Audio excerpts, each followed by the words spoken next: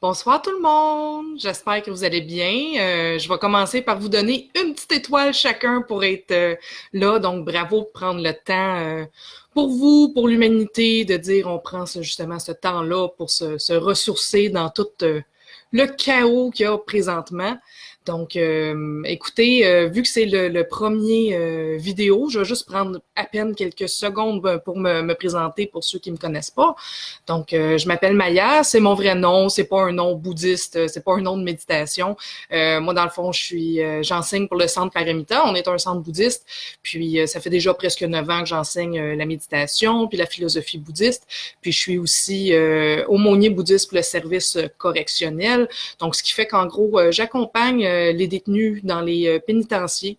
Donc, vraiment, je fais de l'accompagnement spirituel dans les pénitenciers. Donc, vraiment, je suis très contente d'être avec vous ce soir, de tout cœur aussi avec les personnes incarcérées qui ne peuvent pas, évidemment, se joindre ce soir.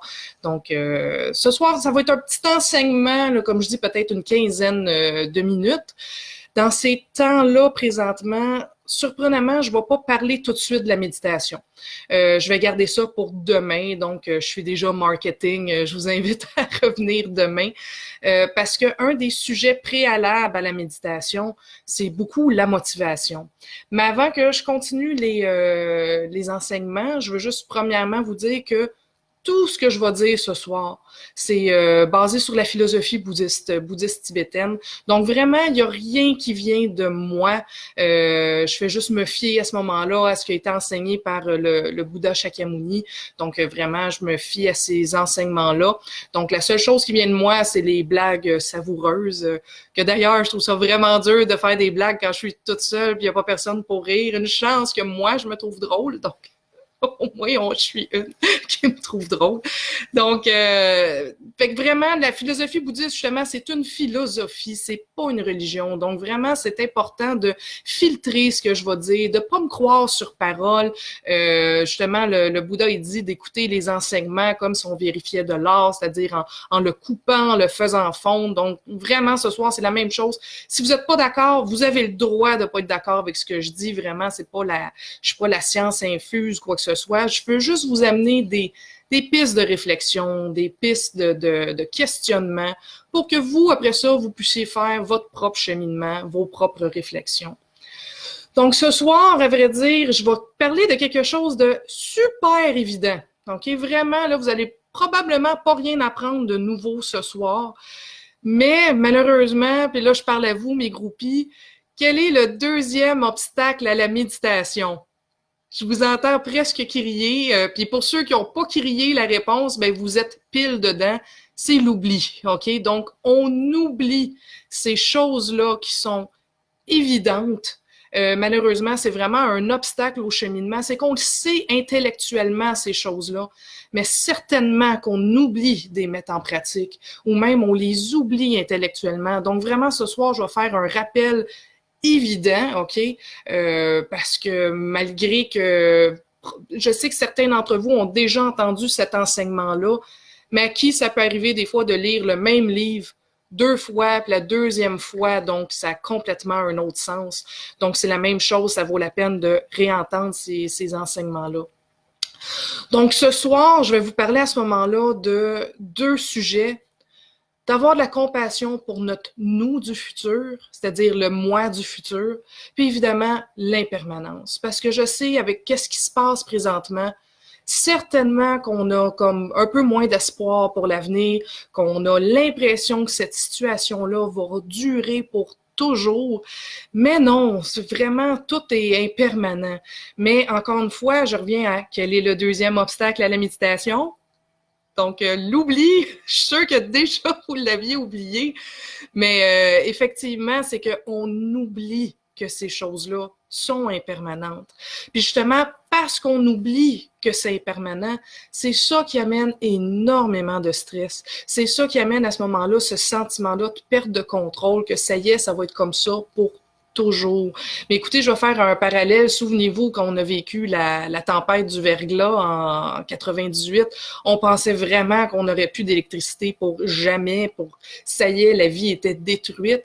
Mais non, on a rebâti de ça. Est-ce que le futur va être changé suite à ça? Absolument.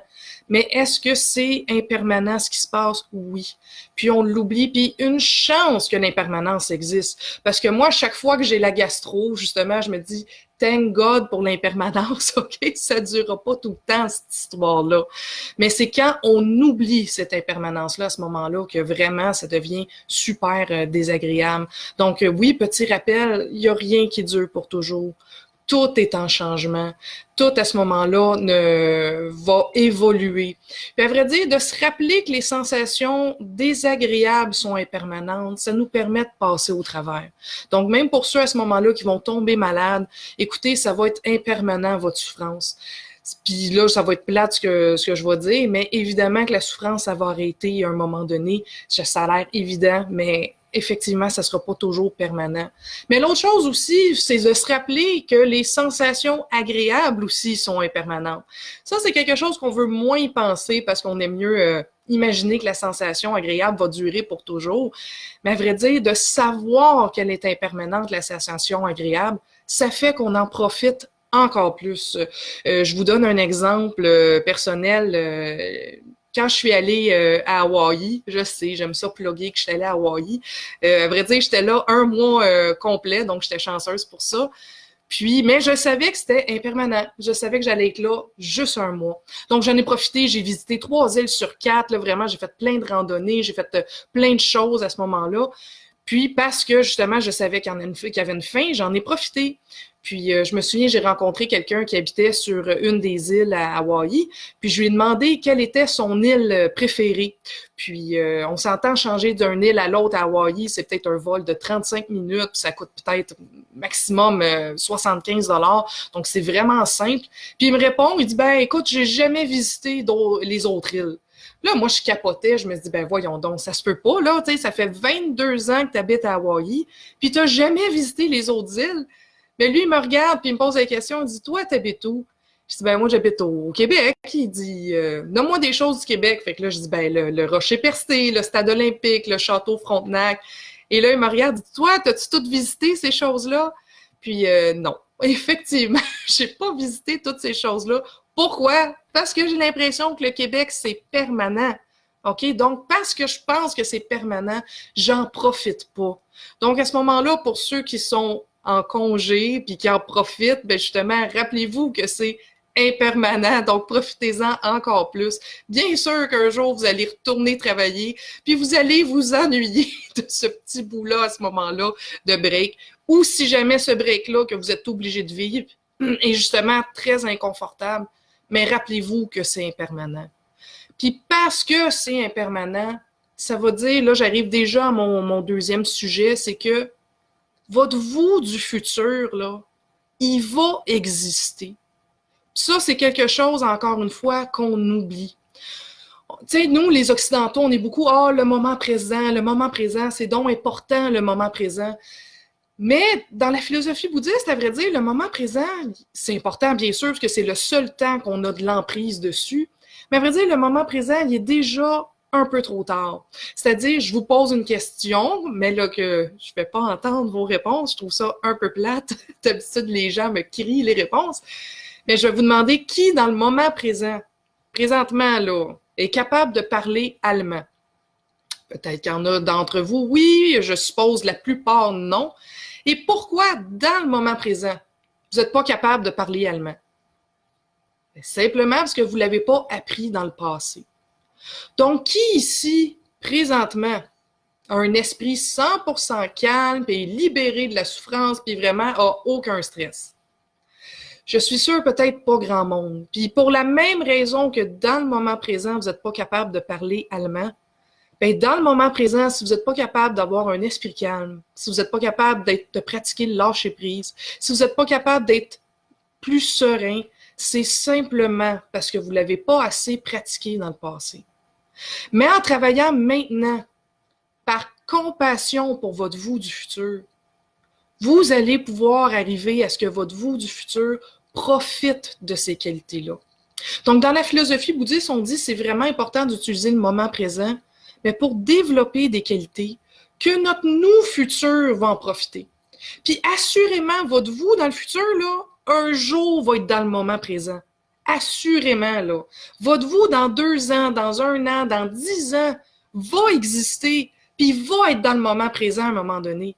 Mais on y pense jamais. On manque de compassion pour notre nous du futur. Je vous donne 2 exemples. Moi, quand je regarde la vaisselle, là, je le regarde et je me dis, ah, c'est Maya du futur qui s'en occupera. Puis quand Maya du futur est rendue dans le moment présent et qu'elle regarde la vaisselle, elle fait comme, ah, ben, Maya du passé, là. Même chose, quand je mange un gros sac de Doritos, là, en bobette sur mon divan, en passant, les Français, si vous avez oublié, c'était quoi des bobettes? C'est des petites culottes, OK? Donc, quand je mange un sac complet de Doritos, Maya du présent, elle aime ça, là. Mais Maya du futur, à peine quelques minutes plus tard, déjà paye de la conséquence de Maya du présent.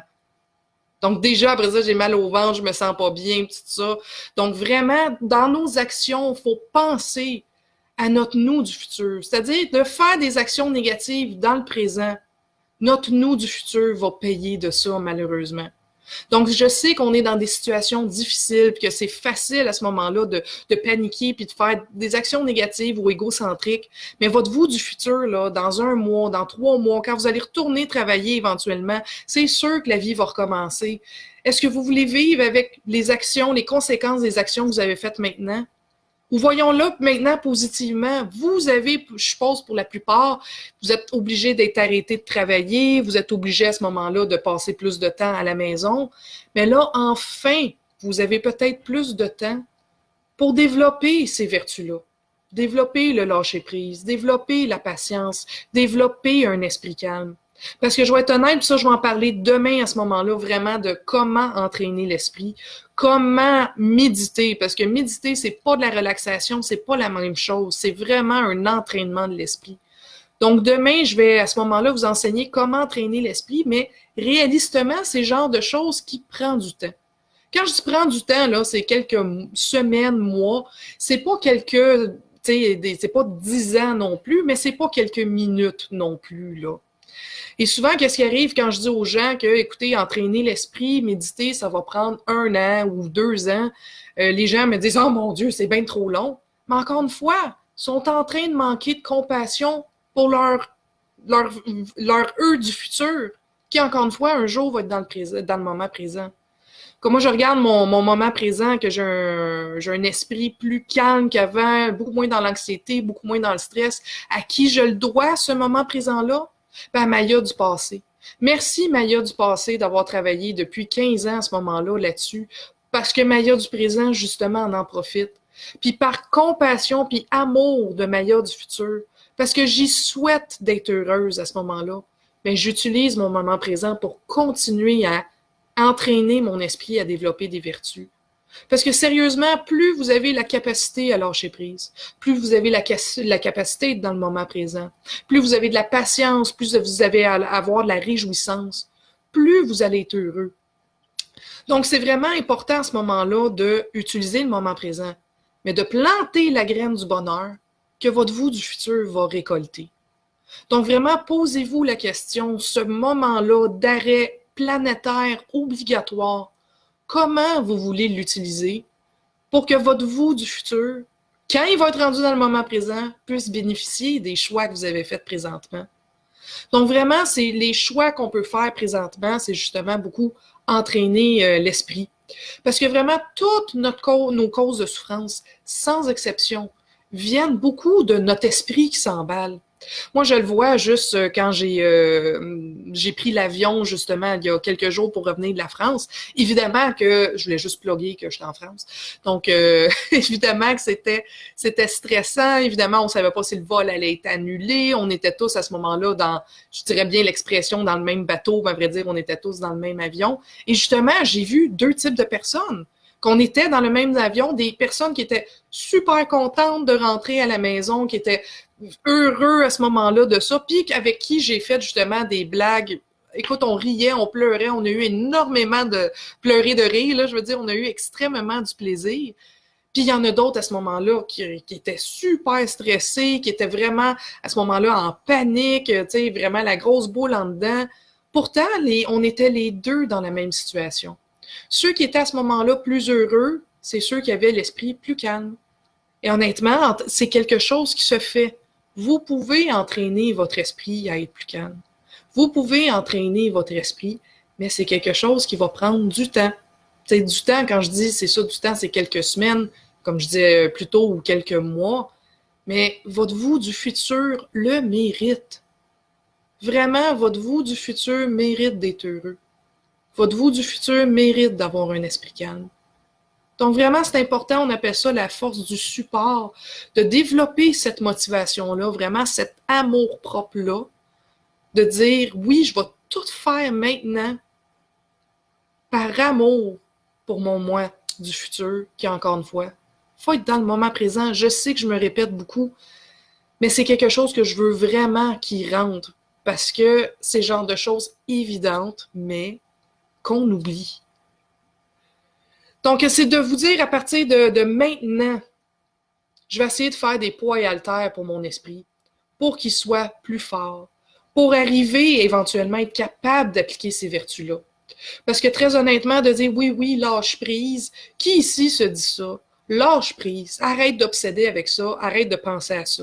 Je suis sûr qu'il y en a plusieurs qui se le disent à ce moment-là, mais on n'est pas capable de l'appliquer. Pourtant, c'est un conseil absolument très juste. Effectivement qu'on devrait lâcher prise, effectivement qu'on devrait être patient, mais on n'est pas capable de l'appliquer.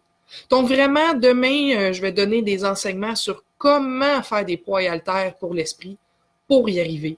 Puis je termine à ce moment-là, on va terminer ensemble avec petit moment de silence ensemble, petit moment de réflexion. Mais juste avant, je vous conte une histoire. C'était justement quand Centre Paramita, on a ouvert, on commençait à donner des enseignements en 2002-2003 avec Lama Samten. Il y avait un monsieur qui avait commencé les enseignements avec Lama Samten. Puis justement, Lama Samten était très honnête, des fois peut-être un peu trop. Puis le monsieur, il avait demandé combien de temps ça va me prendre pour avoir un esprit vraiment plus calme, vraiment maîtrisé, tu sais, vraiment, comme on dit en bon québécois, que je vais être sa coche, là. Puis la Massamten, il a répondu à peu près une douzaine d'années. Et le monsieur, il a fait comme « Ah, mon Dieu, c'est bien trop long, laisse faire, j'abandonne. » Donc, il a arrêté la méditation, il a arrêté de cheminer dans le bouddhisme. Et à vrai dire, il a été pendant quasiment 15 ans à chercher quelque chose de plus rapide. Donc, il est allé faire toutes sortes de soins, toutes sortes de choses, il a essayé vraiment toutes sortes d'enseignements.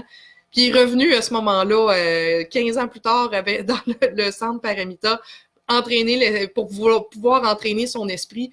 Puis il se dit, Colin, il dit, j'ai perdu 15 ans de ma vie à chercher un chemin plus rapide. Mais il dit, si j'avais pris ces 15 ans-là à travailler, à entraîner mon esprit, je serais rendu. Donc, c'est vraiment ça. C'est que des fois, oui, il faut mettre l'effort. C'est comme creuser un puits. Si je creuse 30 cm, puis je fais comme « Ah, j'ai pas trouvé la source », puis là, je me tasse, puis je creuse un autre 30 cm, puis j'ai pas trouvé la source, puis encore une fois, je me tasse, puis je creuse un 15 cm, puis j'ai pas trouvé la source, je vais jamais me rendre jusqu'au fond. Donc, c'est la même chose. C'est important de choisir un chemin, c'est important de choisir une méthode pour entraîner l'esprit et de la garder.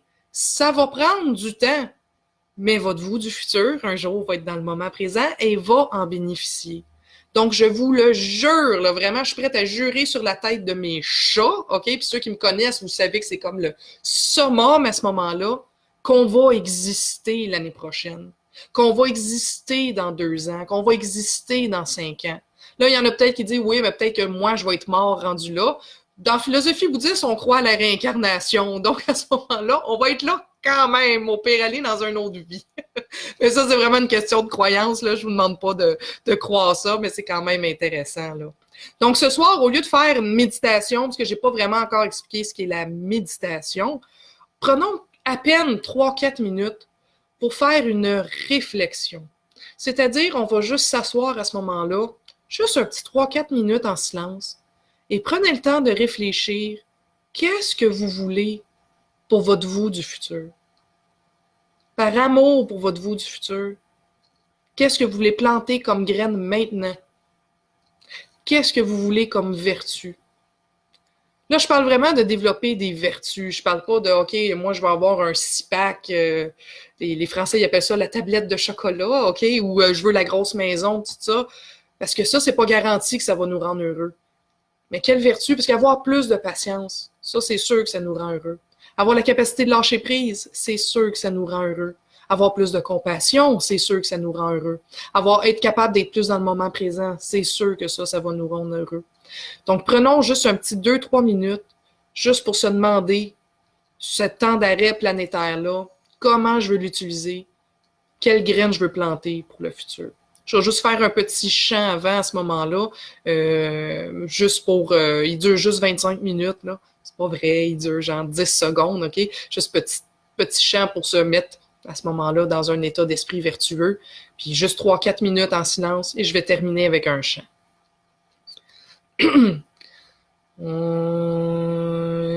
Sashi Puki Chukshing Metokram Rira Plishing Degen Badi Sangye Shing Tu Mite Bolwayi Jogon Nam Tak Shing La Churba Shok Idam Guru Retna Mendelakam Niryatayami.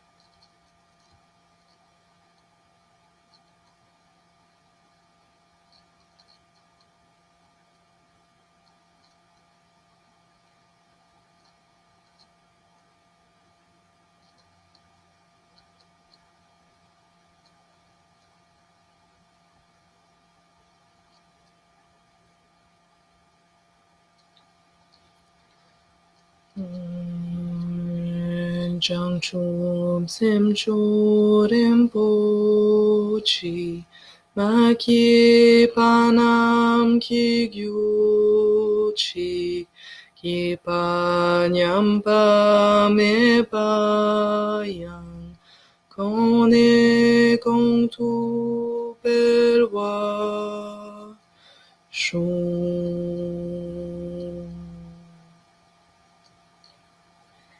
D'habitude, je finis mes cours en disant bonne semaine.